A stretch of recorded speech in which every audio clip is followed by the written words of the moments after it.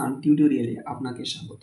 প্রিয় ছাত্রছাত্রীরা, আজকের ক্লাসে আমরা দ্বাদশ শ্রেণীর ইতিহাস বিষয়ে সিলেবাস সম্পর্কে আলোচনা করব। সিলেবাস সম্পর্কে আলোচনা করার আগে আমরা নাম্বার বিভাজনটা জেনে নেব। ক্লাস 12-এর 4th সেমে টোটাল মার্কস রয়েছে 40 নম্বরের এক্সাম হবে। এই 40 নাম্বার টোটাল 4টা ইউনিট রয়েছে, ইউনিট 3, ইউনিট 4, ইউনিট 5, ইউনিট 6। এই 4টা ইউনিট থেকে টোটাল মার্কস থাকবে 40। ইউনিট 3 অর্থাৎ প্রথম ইউনিট থেকে থাকবে টোটাল 7 নাম্বার, ইউনিট 4 থেকে থাকবে টোটাল 19 নাম্বার, ইউনিট 5 থেকে থাকবে টোটাল 7 নাম্বার, ইউনিট 6 থেকে থাকবে টোটাল 7 নাম্বার। এবার ইউনিট 3-তে যে টোটাল 7 নাম্বার রয়েছে সেখান থেকে 3 নাম্বারের একটি থাকবে এবং 4 নাম্বারে থাকবে একটি। ইউনিট 4-এ যে টোটাল নাম্বার 19 রয়েছে সেখানে কি থাকবে না, সেখানে 3 নাম্বার থাকবে একটি, 4 নাম্বার থাকবে দুটো, টোটাল 8 নাম্বার, এবং এখান থেকে একটি 8 নাম্বার থাকবে, সেটা 5+3 হতে পারে বা 4+4 হতে পারে। এবং ইউনিট 5 থেকে কি থাকবে না, ইউনিট 5 থেকে টোটাল 7 নাম্বার থাকছে, সেখান থেকে নাম্বার বিভাজনটা কেমন হবে না, 3 নম্বরে একটি থাকবে, 4 নম্বরে একটি থাকবে। ইউনিট 6 থেকে কি হবে না, ইউনিট 6 থেকেও কি থাকবে, 3 নম্বরের একটি থাকবে, 4 নম্বরের একটি থাকবে। এটা হলো কি, এই যে টোটাল 40 নাম্বার রয়েছে সেই 40 নাম্বারের নাম্বার বিভাজনটা। দ্বাদশ শ্রেণীর ইতিহাস বিষয়ের পিডিএফটি দেওয়া হবে ডিসক্রিপশনে।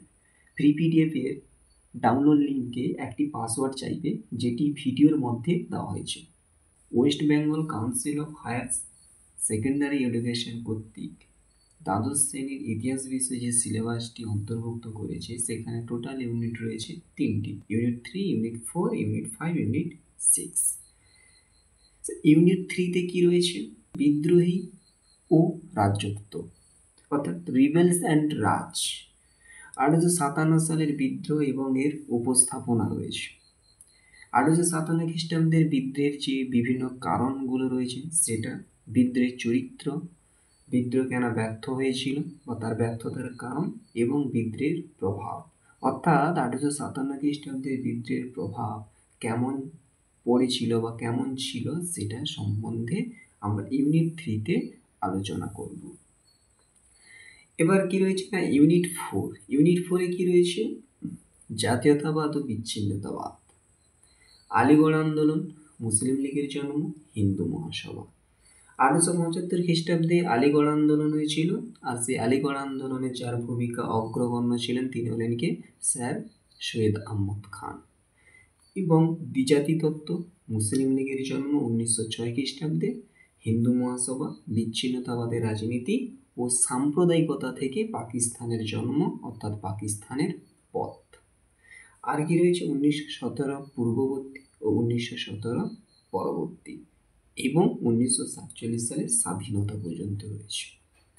তারপরে কি রয়েছে, প্রাথমিক কংগ্রেস ও নরমপন্থী পর্যায়ে গান্ধীর উত্থান রয়েছে।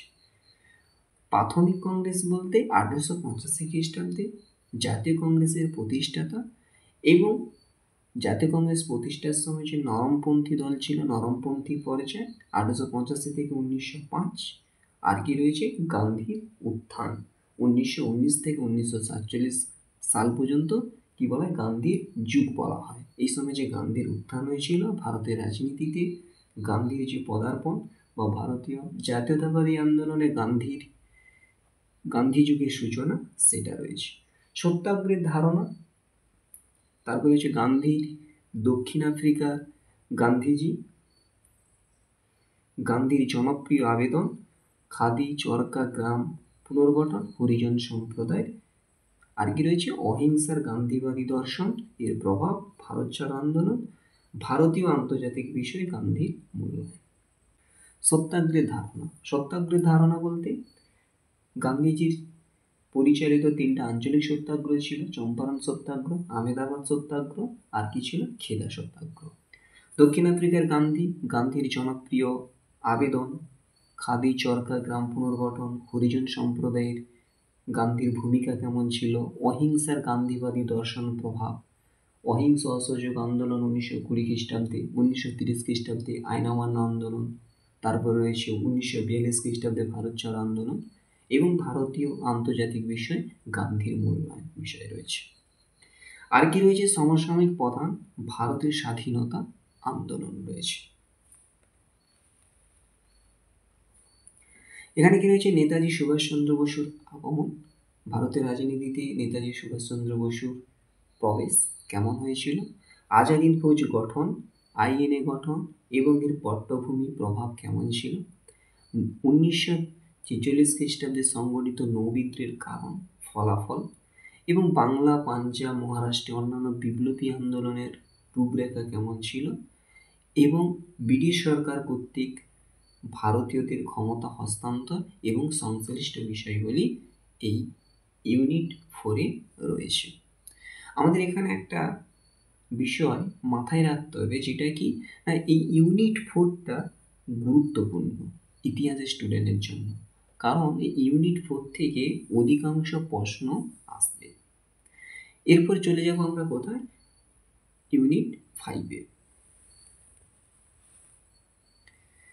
ইউনিট 5-এ কি রয়েছে, সংবিধানের কাঠামো গঠন, অর্থাৎ ভারত স্বাধীনতা লাভ করার পর ভারতের যে সংবিধান গৃহীত হয়েছিল সেই সংবিধানের কাঠামো বা গঠন পরিকল্পনা কেমন ছিল।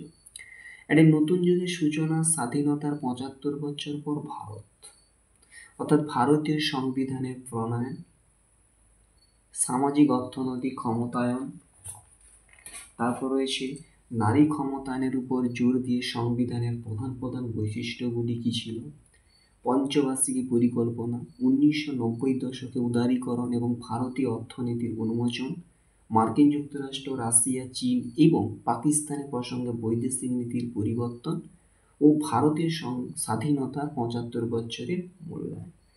আমরা সবাই জানি 1949 খ্রিস্টাব্দে 26শে নভেম্বর ভারতীয় সংবিধান গৃহীত হয় এবং 1950 খ্রিস্টাব্দে 26শে জানুয়ারি ভারতীয় সংবিধান কার্যকরী হয়। 1971 সালের ভারত পাকিস্তান যুদ্ধ, সেই ভারত পাকিস্তান যুদ্ধের দ্বারাই কী হয়েছিল, বাংলাদেশের গঠন হয়েছিল, অর্থাৎ বাংলাদেশের জন্ম হয়েছিল কবে, 1971 খ্রিস্টাব্দে। এবং এই ভারত পাকিস্তান যুদ্ধে ভারতের উপর কতটা প্রভাব পড়েছিল সেটা ইউনিট 6-এ রয়েছে। পুজোর ছুটিতে আনন্দের সঙ্গে সঙ্গে প্রস্তুতি নিতে আমাদের সঙ্গে থাকো, চ্যানেলটি এখনই সাবস্ক্রাইব করো ও ভিডিওটি ভালো লাগলে লাইক করো এবং বন্ধুদের সাথে শেয়ার করতে ভুলবে না। এই ধরনের আরও ভিডিও পেতে লাইক, শেয়ার ও সাবস্ক্রাইব করো।